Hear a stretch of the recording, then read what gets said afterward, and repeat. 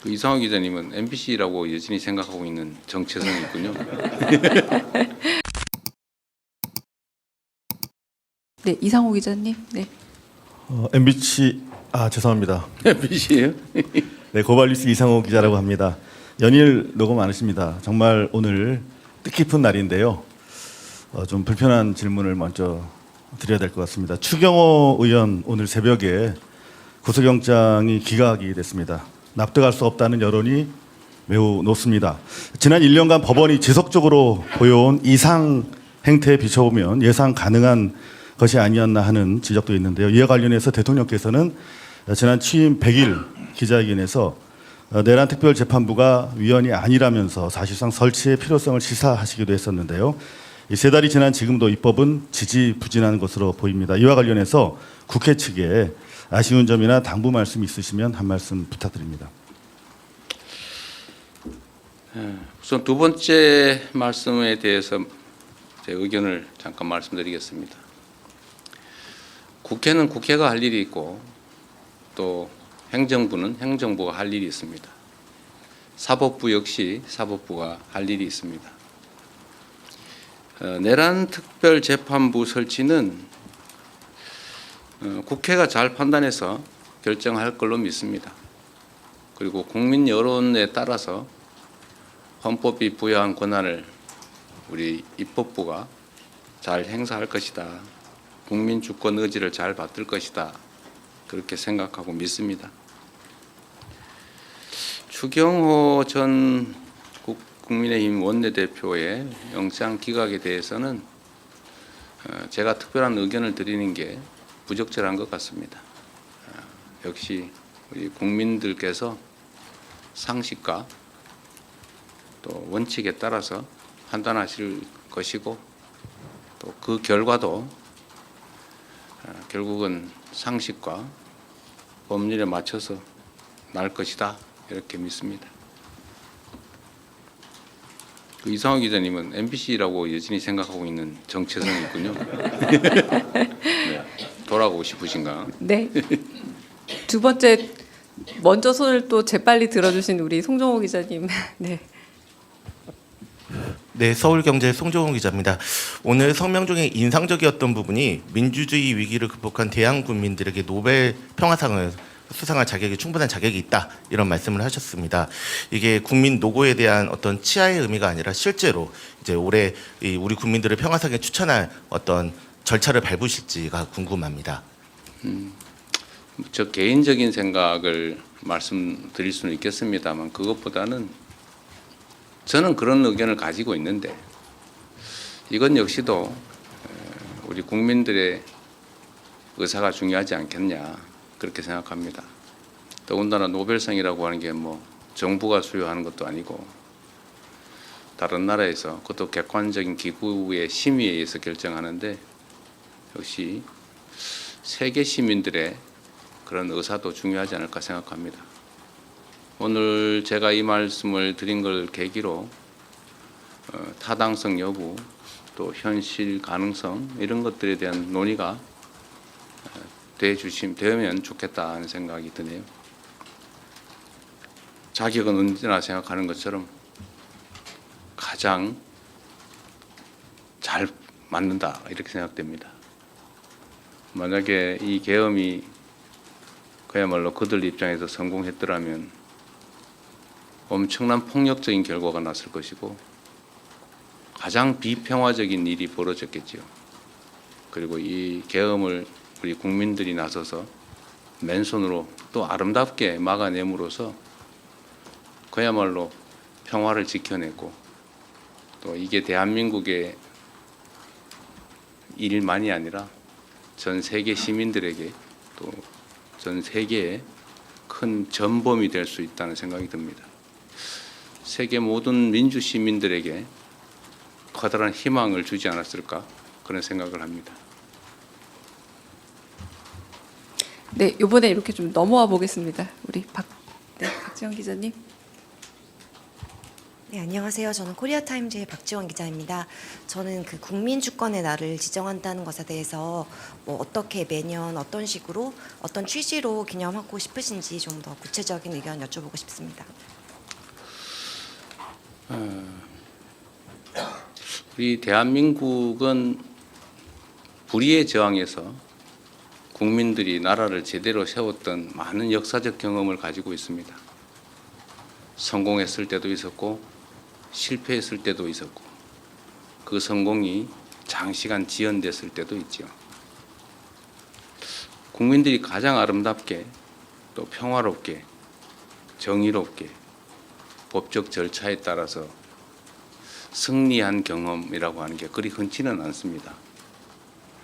그래서 역사적 경험으로 우리 후대들조차 영원히 기억하고 또 체험할 수 있도록 이날을 빛의 혁명이 시작된 날로 국민 주권이 진정으로 실현된 날로 기념일로 정하고 법정 공휴일로 정해서 우리 국민들이 최소한 1년에 한 번쯤은 생활 속에서 이날을 회상하고 또 다짐할 수 있게 하는 게 중요하다고 생각합니다. 충분히 그럴 가치가 있다고 생각하고 역시 행정부 일방으로 정할 수는 없는 일이고 결국 국회 입법 과정을 거쳐야 되는데 그 과정에서 많은 논쟁들이 벌어지겠지요. 그리고 결국 최종적으로는 국민들의 의사에 따라서 가부가 결정되지 않을까 생각합니다. 네. 여기 이원광 기자님 열심히 손 주셔서 네. 예, 대통령 머니투데이 이영광 기자입니다. 지난 1년 동안 국민들과 정말 고생 많으셨다는 말씀 꼭 드리고 싶고요. 어제 대통령님께서 벌써 1년이라고 말씀 주셨는데 국민들도 이렇게 길어질 줄 몰랐다. 계엄 극복 과정이 너무 더디다. 이렇게 말씀하는 분도 계시고 또 일각에서는 사실 너무 필요하다 이렇게 하시는 분들도 계십니다. 지난 계엄 극복 과정에 대한 대통령님의 평가랄까요? 좀 말씀을 부탁드리고요. 또 어찌 보면 다소 좀 다양한 목소리를 내고 계시는 국민들께 대통령님으로서 좀 하고 싶은 말씀이 있으시다면 좀 말씀도 부탁드리겠습니다. 네, 제가 드리고 싶은 말씀을 할 수 있게 질문해 주셔서 감사합니다. 우리는 이제 개혁 과제라고 하는 얘기를 자주 합니다. 변화하고 더 나아져야지요.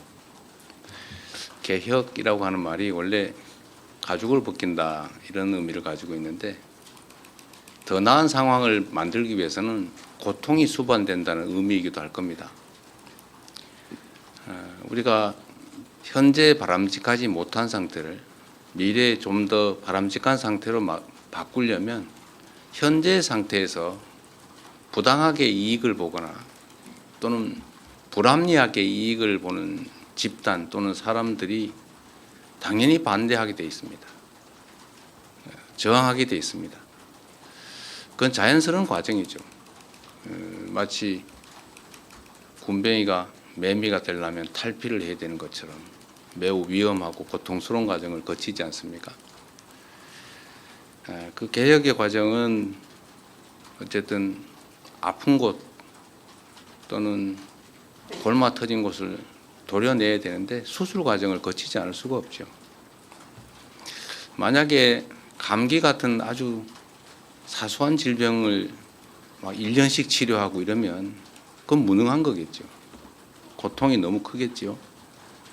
그러나 정말 이 몸속 깊숙이 박힌 치명적인 암을 제거하는 것이다. 암을 치료하는 것은 그렇게 쉽게 끝나지 않습니다.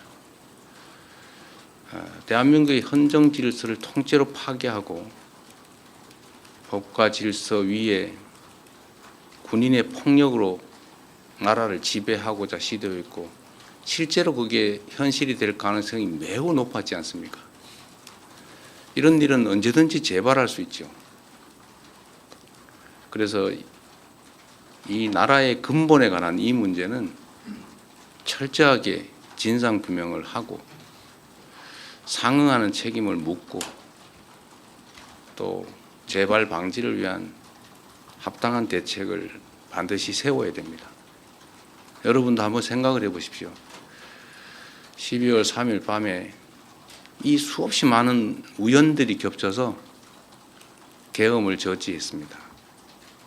그리고 결국 계엄 수계의 퇴진 그리고 새로운 정부를 만들어냈는데 이 과정에서 정말 그 우연스러워 보이던 단 한 가지만 뒤틀어졌더라도 계엄이 성공했을 가능성이 높습니다. 한 가지만 예를 든다면 혹여 국회로 향하는 헬기를 조기에 상공 진입을 허용했다면 결과는 바뀌었겠죠.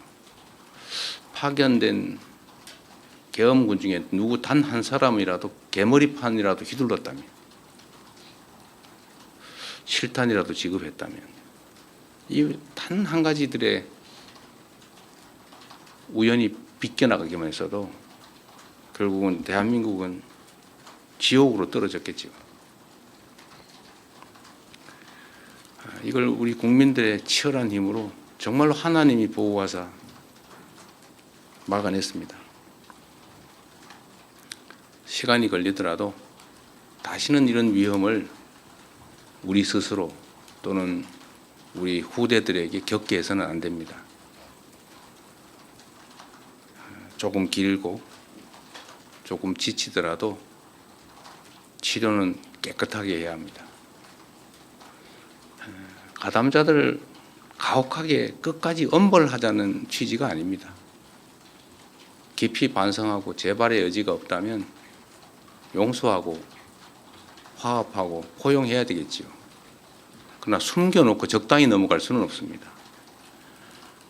통합해야 됩니다. 그러나 통합이 봉합을 의미하지는 않습니다. 적당히 미봉해놓고 해결된 것 같으면 다음에 또 재발합니다.